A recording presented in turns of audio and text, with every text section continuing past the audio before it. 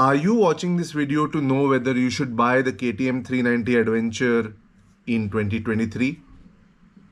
Well, the answer to that is yes, you should. And if you want the longer form of the answer, keep watching.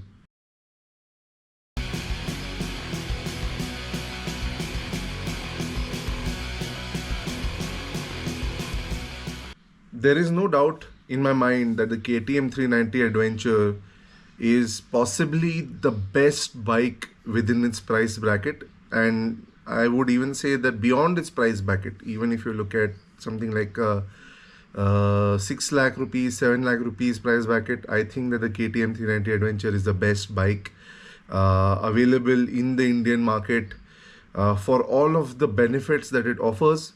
But in the first part of this video, I just want to talk about some of the misconceptions and the negatives of the bike first, because they are far fewer in comparison to all of the positive aspects of the motorcycle. So let's cover the misconceptions first. And the first one I'd like to take up is heating. This is a known issue with older KTMs, especially Dukes and RCs.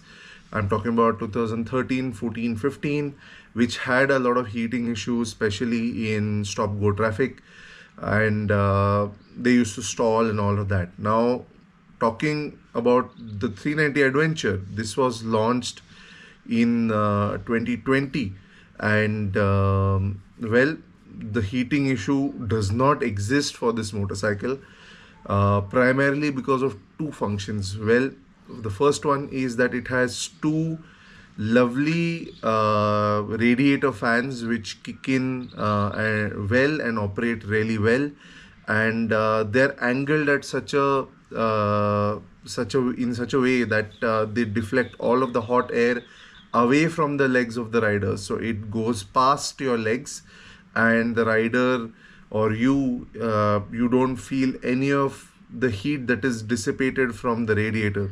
And the radiator itself is fairly large, so it does its duties really well. I have spent quite a bit of time using the bike as a commuter, and I have also used it in stop-go traffic quite often, because this was the only bike in my garage at that point of time. And I can wholeheartedly assure you that never has it stalled, or never has it overheated, or the coolant has started boiling in my 2+ years of usage of this motorcycle, and I've used it for about 26,000 kilometers, as the title of this video would suggest. So that is the first misconception that I'd like to take up, which I've done. The second misconception that I'd like to take up is mileage. Now, this bike can return a mileage of anything between 40 kilometers per liter all the way to 25 kilometers per liter. It completely depends on how you are riding the motorcycle. We have had in our group, in my riding group, people who have ridden for long distances at 80-85 kilometers per hour, as they were the sweep on a long straight highway stretch, and the person recorded almost 38 to 40 kilometers per liter as an average mileage. And this is over, I think, 700 kilometers. So thoroughly tested, and at that speed, when you maintain a steady speed in the top gear, the 6th gear, you can expect really good mileage. And well, if you're really brapping the bike at 130, 135, and you're keeping gunning the accelerator a lot, then you can also expect to get something like 25 kilometers per liter as an average. And frankly speaking, those who are asking for the mileage of a performance motorcycle, why are you going for a performance motorcycle? You should probably think of something which is a commuter, 150cc, 180cc, something like that. If mileage is a primary criteria, do think of getting bikes like those. And well, that's the second misconception tackled. Stiff suspension is the third misconception. Yes, the suspension of the KTM 390 Adventure is stiff. The front suspension is not adjustable, so you have to either go in for a change of springs which are more progressive. You can reduce the density of the fork oil to make the front suspension a little bit softer, and otherwise you can swap out the suspension. All of these are not extremely economical solutions, but I think changing the density of the fork oil is something which is the most economical in that space. Now, apart from that, the rear suspension has something called as preload adjustment. The factory adjustment is at, I think, setting 1 or setting 2, and there are 8 total settings. For my height, which is 6'4", and weight, which is 110 odd kilograms, I found that the best setting for the rear suspension was the 5th point from the softest. You can kind of experiment based on your own weight, and if whether you're carrying a pillion or luggage or so on and so forth, and make the changes, and then that suspension becomes a lot more bearable. So that's something that you have to do and experiment on, and that suspension will get suited to your weight and can be made a little bit more comfortable. Now, apart from this, the reason why the bike has stiff suspension is that it is meant to do track duties really, really well. Well, not, I wouldn't say track, that's my bad. I would say tarmac duties, so twisties, touring, long distance road based rides, the bike does really, really well. And even off-road, so soft trails, rocks, if you're skilled and you're going fast on that terrain, the bike is able to soak up a lot of the undulation that is there on the ground. If you're going off-roading and you're pretty slow, then the suspension will seem a little bit stiff compared to something like a GS310 or a Himalayan. But as we discussed earlier, there are some workarounds to that. And finally, stalling issues. There are 2 aspects to this misconception. The first aspect is that it isn't specifically a misconception. If your bike is stalling a lot in the first few weeks, and I'm talking about the KTM 390 Adventure here, it can stall a lot, but there are some under warranty fixes that the company offers. So they earlier on they had reported a batch of faulty fuel bend pipes, which then were replaced under warranty. There is a couple of cases where the throttle body cleaning and changing of the spark plug was required. And in my case,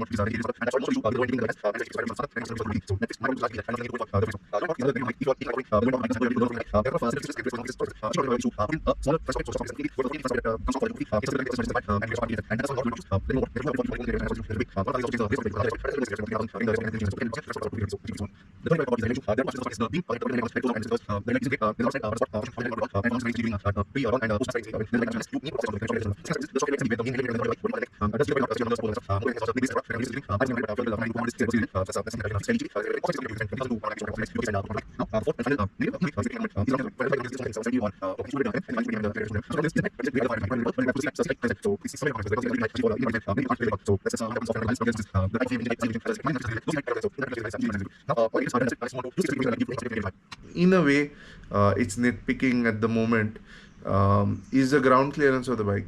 For an adventure bike, the ground clearance isn't so much. I think it's 170 or no, I think it's 200 mm. I think the Himalayan is 220 mm and the 390 Adventure is 200 mm. So the ground clearance isn't bad, but isn't great either for an adventure bike. It could have been a little bit taller, but then it would have pushed the seat height higher as well. Since the KTM 390 Adventure was the only bike that I had for, well, quite a bit of time, almost 2 years, I used to use it for each and every use case. So let me talk about its city manners first. And I think that it was a good city bike. Where it excelled was its agility and nimbleness. The bike is light, I think 175 kilograms, and despite the size of the bike can turn in and out of traffic really well, and it has that brake power, right? So it can quickly accelerate, and the brakes are really good, so decelerate whenever required, so you can maneuver very easily in and out of traffic. However, it does give a decent mileage in the city, about 30 kilometers per hour. But the main problem of riding it in the city is that the nature of the bike isn't sedate, calm, where you can just putter around at 40, 50, 60. You feel like going fast on that bike. That is just the nature of the bike. And you will require to keep changing gears, move in from first, second, third, fourth, and then all the way back whenever traffic so demands it. You can't keep the bike in second and third and just keep going along in that way. So it does demand a little bit more in terms of gear changes, but that is how the nature of the bike is. And I mean, I've used it. I think it is you can live with the bike in the city. And the best part is that it is pillion friendly in the city. So the rear seat is nice and large, and your pillion, your better half, or your friends can easily be accommodated on the pillion seat of this bike while riding in and around the city. Now let's talk about the off-road capability of the 390 Adventure. And put things into perspective, adventure bikes enable riders to go to the off-beaten or not so taken path, that is the trails and light off-roads, but they really aren't meant to tackle very hardcore off-roading scenarios. Now that said, there are people like C.H. Sadler who have transformed their 390 Adventure into an off-road monster. You can do a lot with the suspension. You can change the wheels from alloys to spokes. You can remove or reduce the weight of the bike by removing some of the elements that are not required for off-road riding, that is the windshield, some of the plastic elements that are there on the bike. You can do quite a bit with the bike in terms of modification.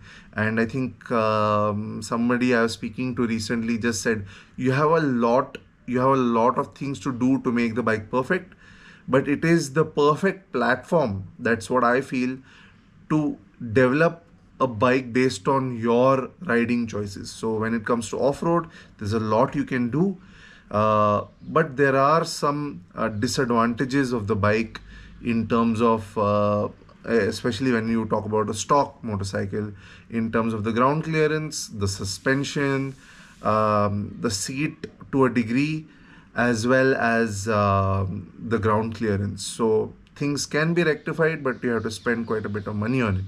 And beyond that, if you are somebody who's just getting into biking, you want to learn off-road, you're not going to do some very gnarly stuff, don't worry, this bike can do it all, and it can do it all easily for you as a novice to intermediate off-road rider. And you don't need to modify the bike a lot for it either. So that's something that you have to keep in mind when considering the 390 Adventure for off-road ride. Small addition to the off-roading segment. Well, there are a few items that you can change about the bike to make it a little bit more off-road friendly. The premier item in that space has to be handlebar risers, especially for taller riders. Let me just adjust this angle a little bit. For taller riders like myself, so I had the 2-inch handlebar risers on my KTM, and that helped me a lot, especially when standing and riding. Another thing that you can do is to improve the low end torque. You can either put the Fuel X Pro,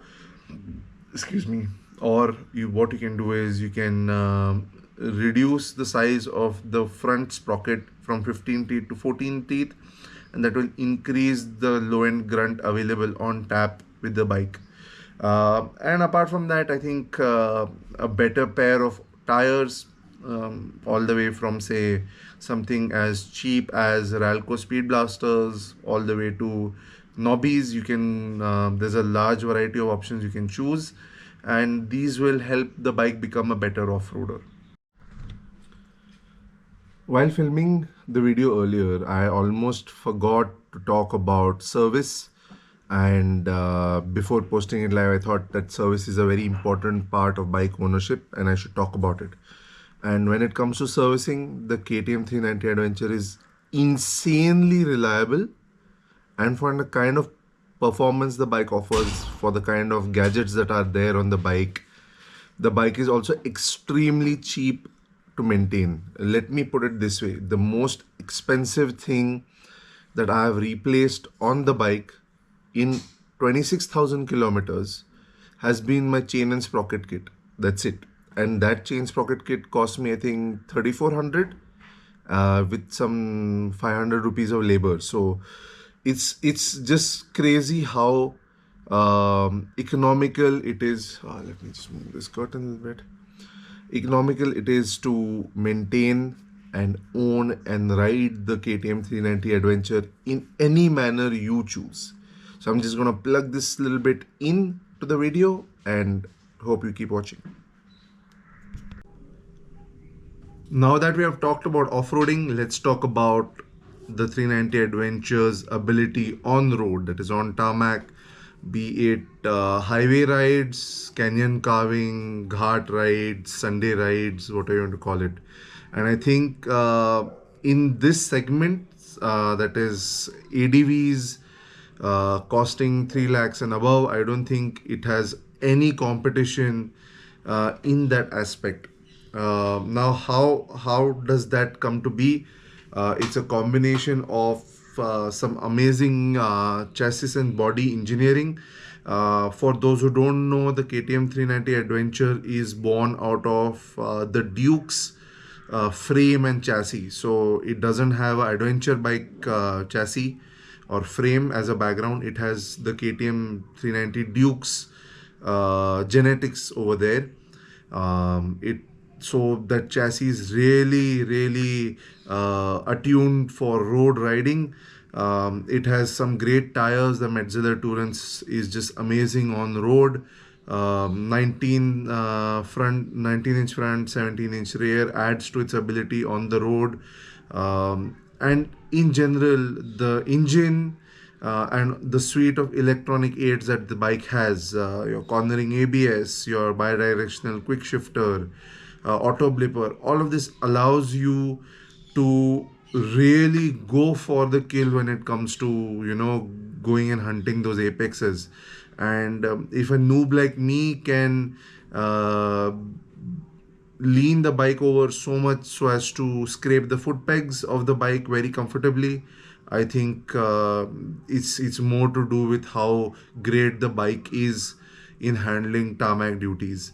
And the stiff suspension also helps because it does give quite a bit of feedback when you're going into those corners, and on road condition it lets you feel what the bike is doing. And it keeps the front end especially very well in line. So it's a very agile, nimble weapon when it comes to road or tarmac usage.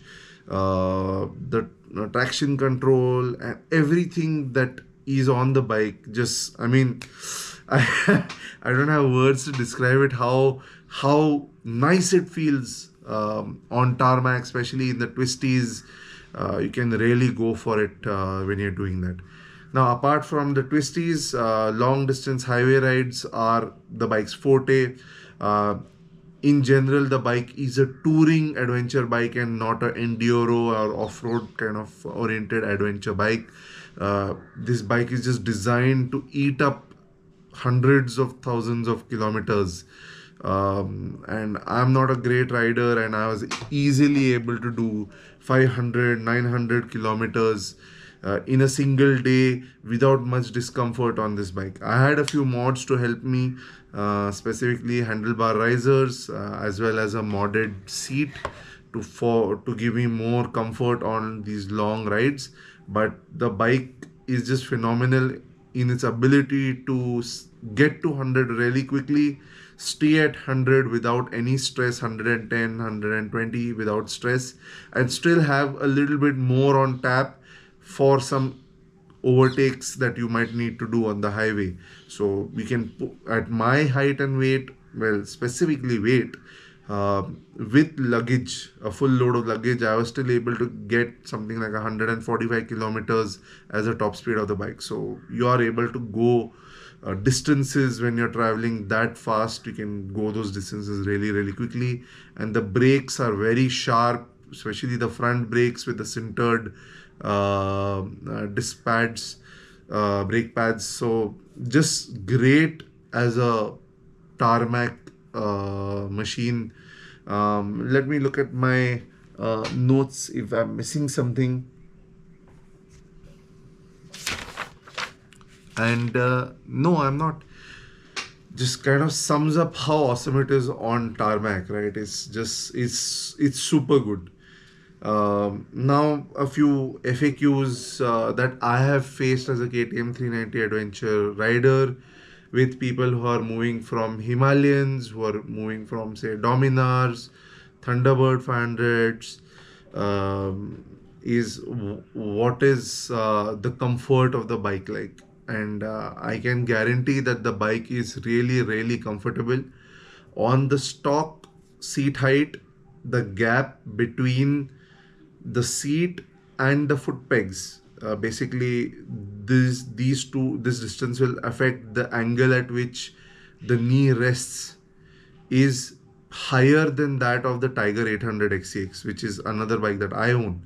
So the comfort at the knee is just so much better on the KTM 390 Adventure, and it's surprising, right? Because the Tiger is a much bigger bike, but that distance between seat and foot peg is higher, or the distance is more, and it lets you open up that angle at your knee and provide you with more comfort. Is the power enough to do pillion with luggage riding on highways and reach 100? Definitely.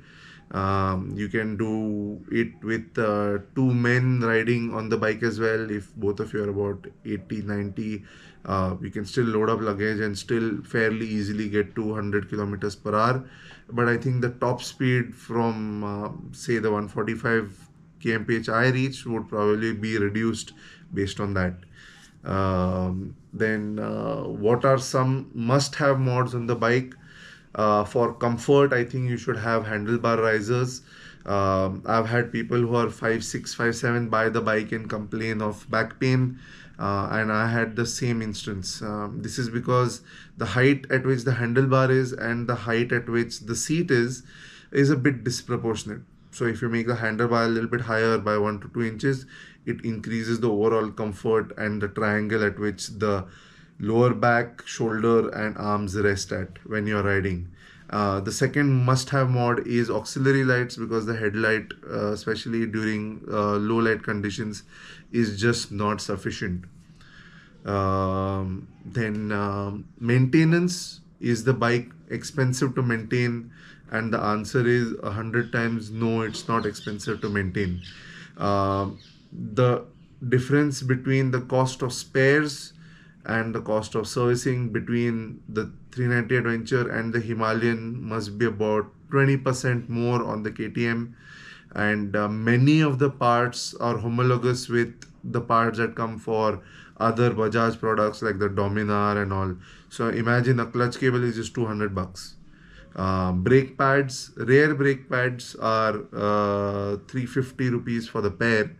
The high performance front brake pads used to come in at about 2000 rupees. Now I think they've increased it to 2600 rupees. But there are cheaper alternatives out there from the stock brake pads that are available for Bajaj bikes. So you can always save money over there, though I wouldn't recommend it because this bike does needs high quality brakes. Sprocket kit, the chain and sprocket kit is for I think 3,500 rupees, and my chain sprocket kit lasted about 18,000 rupees of abuse. It didn't I didn't care much for it.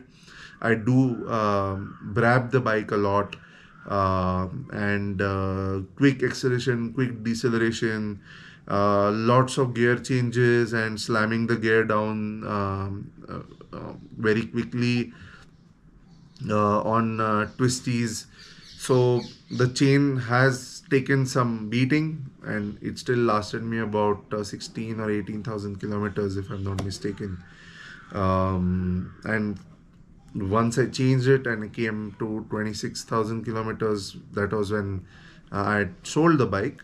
Uh, it was still in very good condition. That was the second set that I had on the bike. What else? Uh, would you recommend it over the rally, or that is the GS310? 100% recommend it over the GS310. Mainly because for very little additional input, that is the cost of the bike, you get a huge suite of rider aids, rider electronics on offer. The KTM 390 Adventure is a bigger bike in general. It has more power thanks to the engine displacement. I think the BMW makes about 33 brake horsepower, whereas the KTM makes about 44, 45 brake horsepower. So a lot more power on tap, and also the cost of maintenance. Cost of maintenance of BMW is very, very high compared to the cost of maintenance of a KTM. Would I recommend it over Himalayan? Again, yes. Lots more power, lots more electronic aids on offer. And though there is a good enough price gap between the two, I think the increase in power, the increase in rider safety aids, the size of the bike, basically it does stand out a lot. And also the hassle-free nature of alloys which are tubeless, especially for long distance riding, is just uncomparable. So compared to the Himalayan 2, I would rate it highly. Coming to the Benelli TRK 502, again I personally would opt for the KTM. It is a much lighter, nimbler, and quicker bike in that sense. The Benelli has a bigger engine, but I think the KTM is quicker to accelerate because of its the way the revs climb on the bike, as well as the weight. I think the Benelli is much heavier, 50 kilos or something heavier. And in general, the reliability, availability of spares for the KTM is much better than the Benelli, especially when you're talking about long distance riding. So that's a big factor. What else have I been asked about the bike? Yeah, I think that's all that comes to mind. If you have any questions, you can always put them to me in the comment section, or you can connect with me on Instagram. I have the Insta handle with the same name, that is Tall Guy Rides. And this is the longer answer for whether you should buy the KTM 390 Adventure or not. And all that, with all of that what was said, the answer is yes, you should buy it. If I had to buy a bike today in 4.5 lakh rupees, after owning the KTM Adventure for the past 2 years, if I had to buy a new bike, I would buy the KTM 390 Adventure all over again. So that's how pleased I am with this motorcycle. And there are many instances of people selling off larger bikes, Tigers, Versus, and getting the 390 Adventure, because it just lets them do a lot more with their motorcycles with a lot lower level of hassle and cost of maintenance. So that's one of the main reasons why you would buy this bike. Do a lot more with a lot less. Well, that's it for this video. Thanks for watching, and if you thought that this video was helpful in any way, do consider liking and subscribing to the channel. Till next time, take care, ride safe. Bye bye.